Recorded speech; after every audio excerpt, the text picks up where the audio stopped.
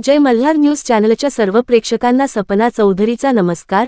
नंदुरबार जिल्ह्यातील नंदुरबार तालुक्यातील रनाळे गावातील शेतकऱ्यांचे अतिवृष्टी व वादळी वाऱ्याच्या पावसामुळे अतोनात नुकसान झाले आहे। मात्र शासनाकडून पंचनामे झाले नसल्यामुळे आम्हाला मदत मिळणार नसल्याने आम्ही येणाऱ्या निवडणुकीवर बहिष्कार टाकणार असल्याची शेतकऱ्यांनी भूमिका मांडली आहे। एकही लोकप्रतिनिधीला रनाळे गावात घुसू देणार नाही असा पवित्रा घेत शेतकरी आक्रमक झाले आहेत। शेतकऱ्यांनी सावकाराकडून कर्ज घेतलेला आहे, त्यामुळे फाशी घेण्याची वेळ शेतकऱ्यांवर आली आहे। शेतकऱ्यांच्या हातातोंडाशी आलेला घास निसर्गाने हिसकवून घेतला आहे, मात्र प्रशासनाच्या वतीने अद्याप पंचनामे झालेले नाही आहेत। पंचनामेच झाले नाही तर मदत कशी मिळणार, यामुळे शेतकऱ्यांच्या डोळ्यात अश्रू आलेत। सरकारने मोठा गाजावाजा करत शेतकऱ्यांना मदत जाहीर केली, मात्र नंदुरबार तालुक्यातील रनाळे गावाच्या शेतकऱ्यांच्या झालेल्या नुकसानीला मदतीपासून वंचित राहावे लागणार आहे। ऐन दिवाळीच्या तोंडावर शेतकऱ्यांच्या डोळ्यात अश्रू आणण्याचं काम सरकार करत असल्याने शेतकरी देखील आक्रमक झाले आहेत। रनाळे गावाच्या परिसरातील शेतकऱ्यांचे शेती पिकाचे अतोनात नुकसान झाले असून कापूस, मका, बाजरी या पिकांचे मोठे नुकसान झाले आहे।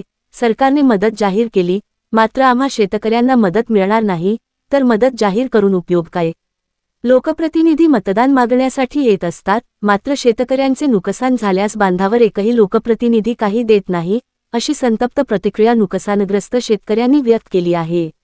नंदुरबार जिल्ह्यात परतीच्या पावसामुळे शेतकऱ्यांच्या शेती पिकाचे अतोनात नुकसान झाले असून या नुकसानाची भरपाई शासनाकडून मोठा गाजावाजा करत राज्यातील इतरत्र नुकसानग्रस्त शेतकऱ्यांना देण्यात आली आहे। मात्र नंदुरबार जिल्ह्यातील रनाळे या गावातील शेतकऱ्यांचे मोठे नुकसान झाले आहे, परंतु या शेतकऱ्यांचे अद्याप पंचनामेही झालेले नाही आहे, तर मदत कशी मिळणार? त्यामुळे रनाळा गावाच्या लोकांनी येणाऱ्या निवडणुकीवर बहिष्कार टाकण्याचा निर्णय घेतला आहे। रनाळे गावातील शेतकऱ्यांचे होतच नव्हतं झालेलं आहे, मात्र प्रशासनाकडून पंचनामे होत नसतील तर शेतकऱ्यांची दिवाळी कशी गोड होणार, असा संतप्त प्रश्न शेतकऱ्यांनी उपस्थित केला आहे। कृषी विभागाच्या अधिकारी पंचनामे करण्यास अधिकारी टाळाटाळ करत आहेत, त्यामुळे शासनाने आम्हा शेतकऱ्यांकडून लक्ष दिले नाही तर आम्हाला फाशी घेण्याची वेळ शेतकऱ्यांना आली आहे। सावकाराकडून घेतलेले पैसे कसे परत करणार, असा संतप्त प्रश्न शेतकऱ्यांकडून व्यक्त केला जात आहे। प्रशासनाच्या अधिकाऱ्यांनी पंचनामे केले नाही आहे तर मदत कशी मिळणार? आमच्या रनाळे गावासोबतच नंदुरबार जिल्हा देखील नुकसानग्रस्त यादीत समाविष्ट झालेला नाही आहे। मात्र आमचे एवढं नुकसान झालं असलं तरी देखील कुठलाही लोकप्रतिनिधींनी याची दखल घेतलेली नाही आहे।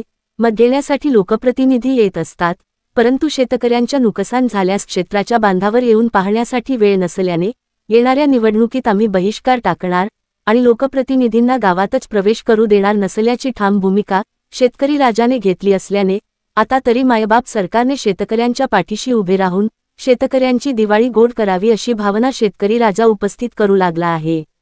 सपना चौधरी, जय मल्हार न्यूज, नंदुरबार।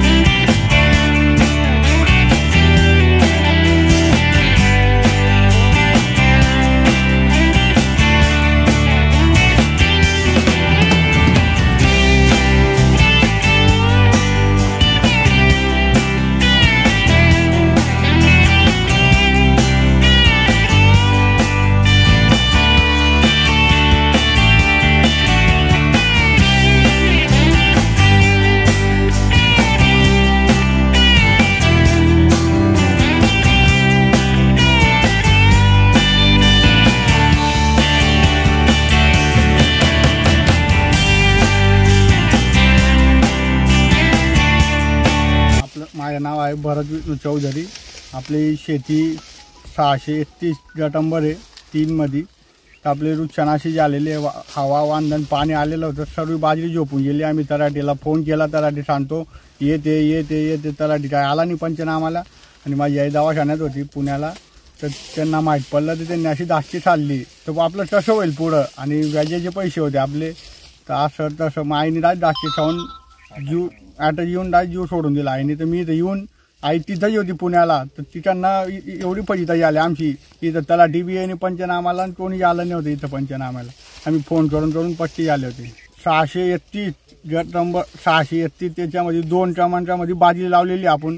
आणि 631 त्याच्यामध्ये कापूस लावलेला आहे. कापूसची बी भरपूर नुकसान झालेली आहे आपली. कापूस बी तिकडच्या शेतात आहे. आम्हाला शासनाच्या काही भरपाई भेटायला पाहिजे काही. सर माझं नाव बबलू कदम मांडे आहे. मी रणाळे गावातली शेतकरी असून जसं आता आपण याच्यात आलो. या भाऊची परिस्थिती अशी की 3 महिन्यापूर्वी वडील वारल्यानंतर या भाऊने हातावर आईने व्याजाने पैसे घेऊन शेतीत उत्पन्न लावलं होतं. दुबार पेरणी केली होती. पण आईची थोडी तब्येत खराब झाल्यामुळे त्याला पुण्याला ॲडमिट केलं व त्याच दरम्यान इकडं वादळी पाऊस आला. आणि आईजवळ करता पुरुष एकटा असल्यामुळे आईजवळ असणं गरजेचं होतं.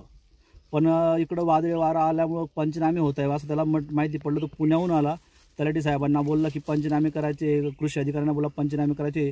व त्यांना इथं बोलवून घेतलं आल्यानंतर त्यांचे पंचनामेच केले नाही. व तिकडं आईजवळ दवाखान्यात कोणी नसल्यामुळे त्याच्या आईने धास्तीही खाऊन घेतली की आपण व्याजाने पैसे काढले तर करायचे तरी कसं.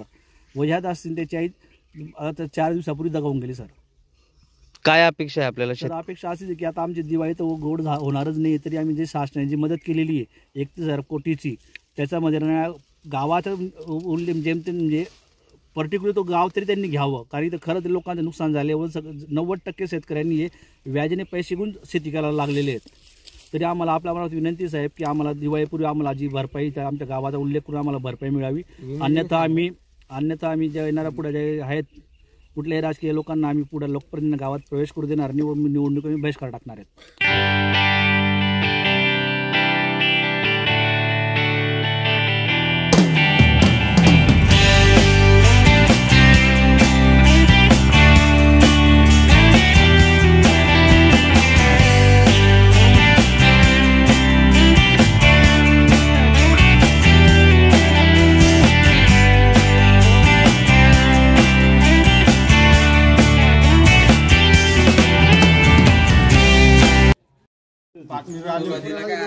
हे बघा सरसकट घेऊ नंतर हे बघा ही जी बातमी आली वडिलांना मारायला 3 महिने झाले.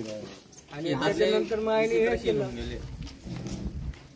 दिवाळी गोड होईल असं म्हणून हे काय शेतकऱ्याच्या दिवाळीपर्यंत माल विकू शकत नाही. माझी तुमच्या लक्षात पंचनाम्याचं काय म्हणे सरसकट भेटेल म्हणे. मग त्यांनी आमचे नाव लिहिले की बोल ठीक आहे शेतकऱ्यांनी We'll be right back.